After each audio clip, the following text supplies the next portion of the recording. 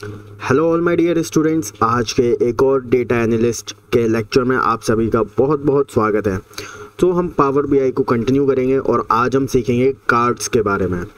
जो कार्ड्स हैं उनको कैसे यूज़ करते हैं, उनमें किस तरीके से फॉर्मेटिंग कर सकते हैं और बहुत ही अच्छे कार्ड विजुअलाइजेशन आप बना सकते हो। इस लेक्चर को बस कंप्लीट देखिएगा।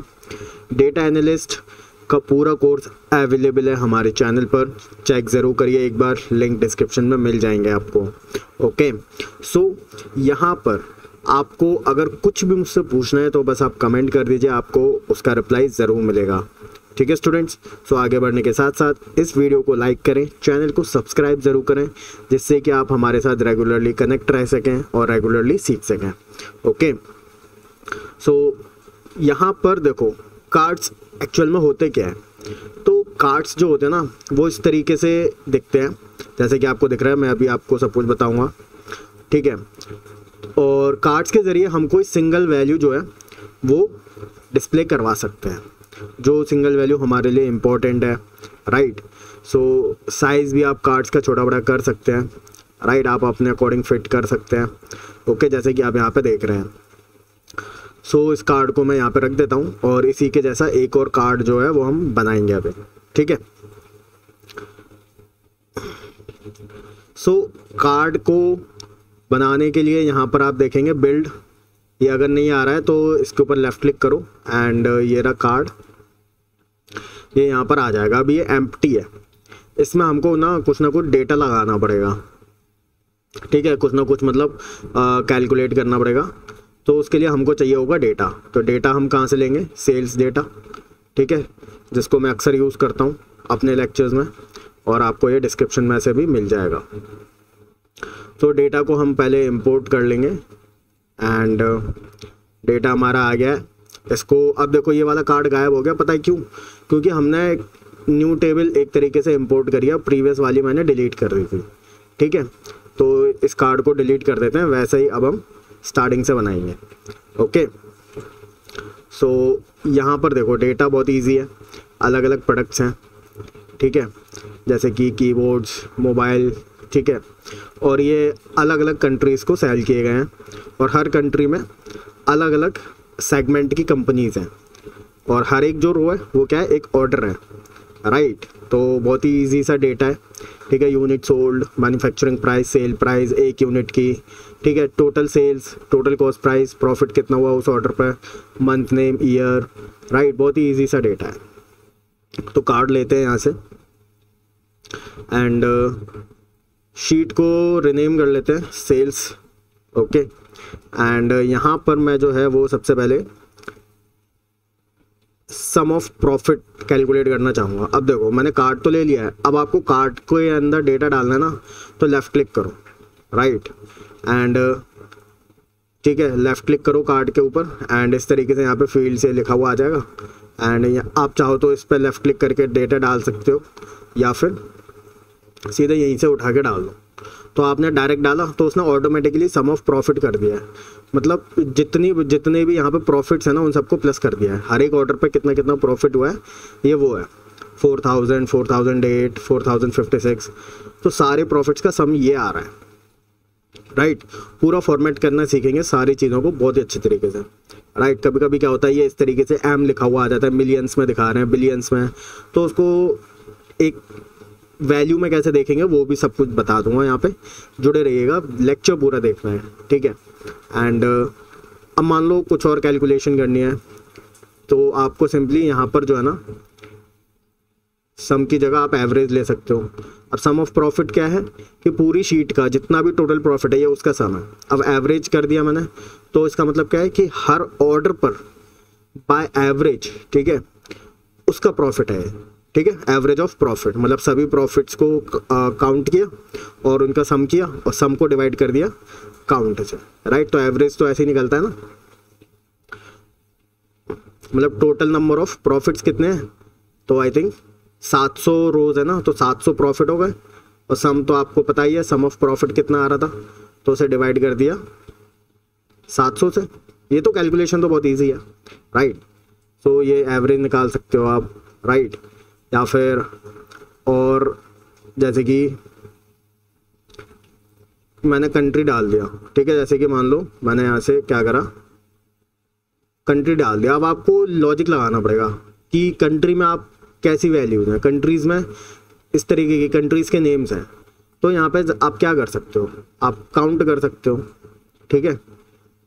तो ये 700 दिखा रहा है क्योंकि 700 रोज़ है, लेकिन अगर मैं काउंट डिस्टिंक्ट कर दूँ तो डिस्टिंक्ट वैल्यूज़ कितनी है, 5 ही हैं, ठीक है। उनके नेम्स रिपीट हो रहे हैं बार बार बस। तो इस तरीके से आप अलग अलग जो है वैल्यूज़ को यहाँ पे लेकर आ सकते हो, राइट। जैसे कि सेगमेंट को आप कर लो काउंट डिस्टिंक्ट, तो टोटल 5 सेगमेंट्स हैं, ओके। टोटल कितनी यूनिट सोल्ड हुई हैं, तो सम ऑफ यूनिट सोल्ड इसने ऑटोमेटिकली ले लिया, ओके। मैक्सिमम जानना चाहते हो तो मैक्सिमम किसी ऑर्डर पर कितनी यूनिट्स सेल करी गई हैं, तो 850, ठीक है। तो डेटा क्लियर है ना, मतलब कि एक रो का मतलब एक ऑर्डर है और ये खरीदा होगा किसी कंपनी से, तो ये उस कंपनी का डेटा है, राइट। और जिन्होंने खरीदा है वो कहाँ की है, वो जर्मनी की है, यूएसए की है, मैक्सिको की है, ठीक है। और ये यहाँ पे उनके सेगमेंट हैं कि जिस कंट्री की कंपनी है जिसने खरीदा है वो कौन से सेगमेंट से है, अलग अलग सेगमेंट्स हैं, ओके। एनपीओ मतलब नॉन प्रॉफिट ऑर्गेनाइजेशन, ये एनपीओ एक सेगमेंट है ना, एनपीओ। तो ये आपको समझ में आ गया होगा, ओके। जैसे कि मैक्सिमम, जैसे मैंने प्रॉफिट ले लिया था, तो मैक्सिमम प्रॉफिट कितना हुआ है, मैक्सिमम कहीं पर प्रॉफिट आया तो वो 4 मिलियन का आया, राइट। अब मैं यहाँ से चेक करता हूँ, डिसेंडिंग पे लेकर आता हूँ, तो देखो ये अप्रोक्स पहली वाली जो वैल्यू है वो 4 मिलियन के आसपास है, राइट। लेकिन अब यहाँ पे क्या होता है, ये ना इस तरीके से दिखा देते हैं, तो चलिए इसको फॉर्मेट करते हैं, ठीक है।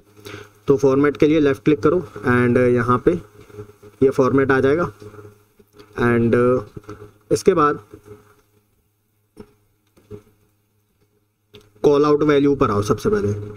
अब ये देखो दिखा रहा है डिस्प्ले यूनिट्स, क्लियर है ना। विजुअल पे आके कॉल आउट वैल्यू ऑटो पे दिखा रहा है, तो इसको कर दो नन। तो अब ये देखो ये एक्चुअल वैल्यू दिखा रहा है प्रॉफिट की, मैक्सिमम प्रॉफिट किसी पर्टिकुलर ऑर्डर पर कितना हुआ है, ठीक है। तो मतलब पूरे डेटा का मैक्सिमम प्रॉफिट ये है, ठीक है, ये रहा। तो अगर आप मान लो थाउजेंड्स में करोगे तो इस तरीके से दिखाएगा, राइट। मिलियंस, बिलियंस, बिलियन तो ज़ीरो हो गया, ठीक है, क्योंकि बिलियंस के अकॉर्डिंग नहीं है, 4 मिलियन ही है, क्लियर। तो इसको नन पे कर दो तो ये एक्चुअल वैल्यू यहाँ पे शो करेगा, ठीक है। इसका जो कलर है वो चेंज कर सकते हो, अभी करेंगे। तो ये तो चलो ये हो गया मैक्सिमम प्रॉफिट। यहाँ पे मैं ना कुछ और लगा देता हूँ,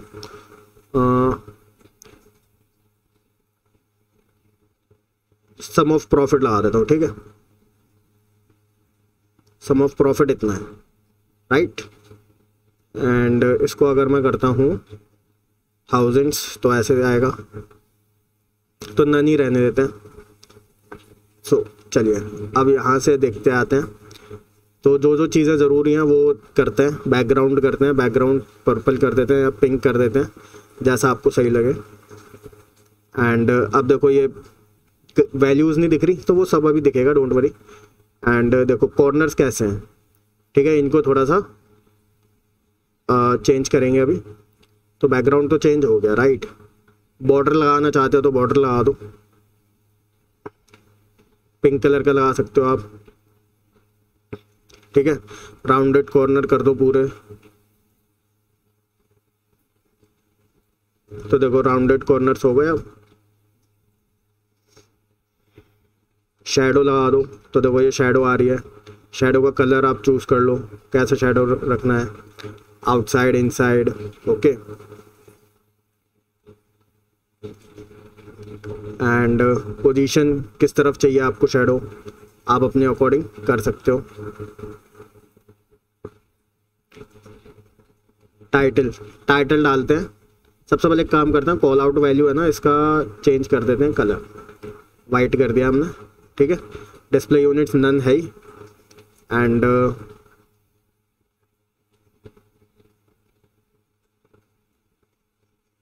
यहाँ से ये भी चेंज कर सकते हो आप कि कौन सा दूसरा कोई फ़ॉन्ट लगाना है तो वो भी लगा सकते हो आप, ठीक है।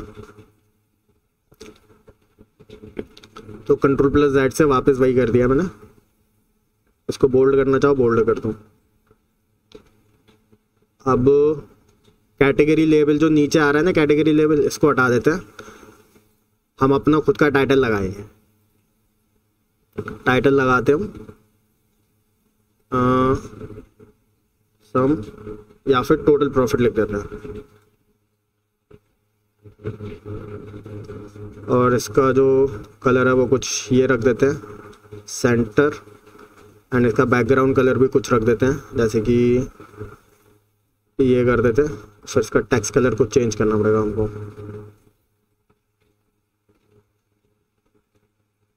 Total profit bold,